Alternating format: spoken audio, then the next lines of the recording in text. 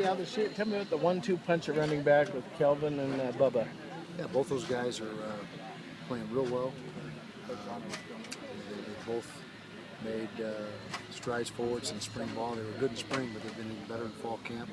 And they're going to be a 1 and 1A situation. It's not really 1 and 2. It's 1 and 1A. So we're pleased with both of them. Pleased with all 4 of those backs. Carl and Lucky aren't far behind. Yeah. Kelvin says he's going to get you 1,000 yards. We hope so. We hope so. We've had I don't know how many, 4, 5, 6 in the last decade, and so 1,000-yard rushers, that is. And so we hope he's next in line. And Bubba says maybe he'll get you 2. That'd be great. That would be if 2 guys. Huh? If they both do it, then I like our chances for the season. Awesome. Thanks. Talk about Brian Blecken. How's he been performing out in practice? Slowly progressing. Still not where he needs to be from a standpoint of having enough reps and moving well enough, but he's getting better.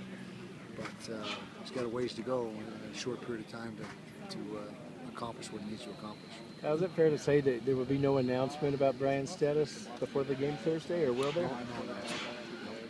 Find out on kickoff. Find out on kickoff, yeah. We'll see what happens. Might be on the kickoff team. See what happens. We'll find out then. I'd make it easy.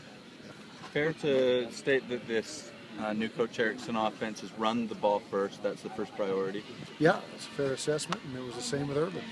When he was here, he stressed the same thing. He said this is a run-first offense, and same with Oregon, and same with all the majority of the great offenses are that way. I mean, you got to be able to run the ball. You got to have physicality to your game and to the scheme, and that's where it starts. And I firmly believe that. And on defense, it's the exact same thing. It starts with run defense. And if you can't defend the run, you're going to struggle all year long. So I think that's just football, and it's been forever since that's been the case forever. And it doesn't change. You got to run the ball on offense. You got to defend it on defense. As you look up and down your schedule, how does your offensive line match up against other Pac-12 teams? I think very good. Very favorably. I think we're good on both sides of the line of scrimmage relative to the Pac-12 conference.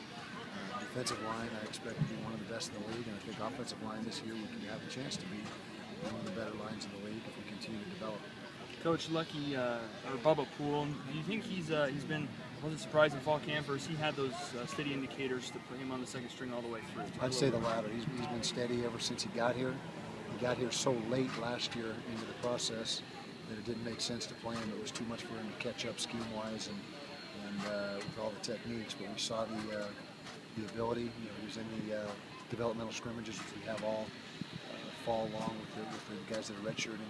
So we saw signs there. They carried over in the spring. He had a nice spring, and he's having an even better fall camp. Kelvin said that a lot of the offensive players feel like they're catching their second wind, feeling a lot more conditioned. Would you make the same appraisal? Do you think they're catching their second wind and attaching this hurry-up offense? I sure hope so. We'll find out a week from tomorrow. But if we're not, then we're wasting our time with the tempo, because if you can't play fast within the play itself, the tempo is useless. So we got to be able to play fast. With Utah State, the first thing that comes to mind is Chucky Keaton, obviously. Is there a First, guy, second, and third thing comes to mind. is there a fourth name, maybe on the Chucky defensive Keaton. side? Yeah, it'd be fourth. So you agree with the Heisman candidacy and all I the think hype he's a there? terrific player. He's the guy, and I've said it before, he's the catalyst for the football team. He's a great competitor, and got all the respect in the world for him. Is that a full-fledged rivalry again, Utah and Utah State? Well, it's always been a rivalry. Yeah, I think anytime you play in-state games, I think it has that rivalry moniker attached to it, and that's what this is. Any updates on the cornerback situation? No, we're still trying to sort it out, and that's the most frustrating thing on my plate right now is for us to determine who's going to be the 43 guys, who's going to be the nickel guys. It's still a work in progress, and there's not much time left to sort it out, so it's got to happen fairly quickly. When you watch the film from last year's game, what's something that went wrong in that game for you guys that you got to do better Our this year? offense got their butt kicked from start to finish. Our defense played well, and as poorly as we played, I don't know, we still had a chance to win it in regulation with a field goal. Now it was a pretty lengthy field goal, but very makeable. And so we played about as poorly as we could play offensively, and miraculously still had a chance to win at the end. Talk about Keaton's ability to scramble outside the pocket. What do you guys got to do to avoid that and keep him in the pocket to where he can't make things happen? Yeah, it's a big challenge, and you got to keep him in the cage, and that's something we've been stressing all fall camp with the defensive front, is to keep the quarterback in the pocket. Now, you say that, it's easier said than done. he's going to get out his fair share of times. But if we keep him to a minimum, then we got a chance. Coach, you say you got your butts kicked on offense. Uh-huh. They've got guys like Fackrell that are returning. They should be just as good on defense, according to the experts. How do you get this offense ready to play against such a good defense? Well, we got to practice just like we have been, with some purpose and resolve, which our offense has done. We've improved some things tempo-wise and schematically. I think our offense has more confidence now than at any point last year. And so, we'll find out on Thursday. That's all, fine and dandy to talk about. But the bottom line is what happens on Thursday night. So I can't tell you how they'll react. But my gut feeling is we're going to be improving on offense this year. And how do you scout for Chucky, using Brandon in that role? Brandon and Micah Thomas, they're both real mobile quarterbacks and athletic, just like Chucky is, and we're relying on them to give us a great look. You talked about the importance of the run game. We've heard Coach Erickson talk about how excited he is about the 4 backs that you guys have. Do you feel confident in the throw game to be able to keep defenses honest and not just pack the box? Well, if we can run the ball efficiently and effectively, that's going to open up the throw game.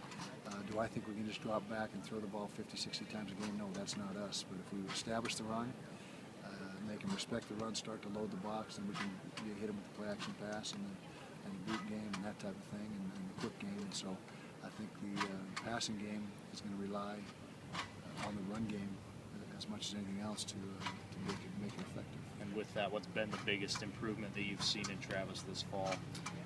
I think just overall command of the offense, confidence, where to go with the ball. His read progression has been very good.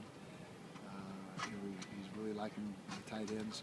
Jake and Wesley, they're 2 big targets that he's really felt comfortable throwing to. And then on the outside, he has a lot of confidence in Drez and Scotty right now. How does Keaton rate against some of the top quarterbacks that you guys have faced recently? I mean, He's right up there. There's different types of quarterbacks. There's pocket passers. There's guys that are pure runners, but he's both. He's a guy that can do both. And my guess is that he would be an impact player regardless of what conference or team he played for. Talk about the impact of Gary Anderson leaving Utah State? Do you think it's going to have a big impact on that team? Obviously, he's a great coach. Yeah, he's a great coach. Time will tell. I mean, I think Matt Wells is an excellent coach. I thought they did a great job with their selection and Coach Wells. And so we'll just have to see how it plays out. But there's no doubt that Gary is a quality coach and did a fantastic job getting that program where he got it to. Are you just expecting Gary's same defensive stuff, or do you think that they're going to have some new stuff for you? Well, it was successful last year. You don't make wholesale changes when things are successful, even when you bring in a new coach. I think, if my guess is correct, they're going to try to continue to do the bulk of what they did last year. Maybe some different twists and tweaks on that, but the basic scheme, I'm going to guess is going to be very similar to what we saw last year. Thanks, Coach. Okay.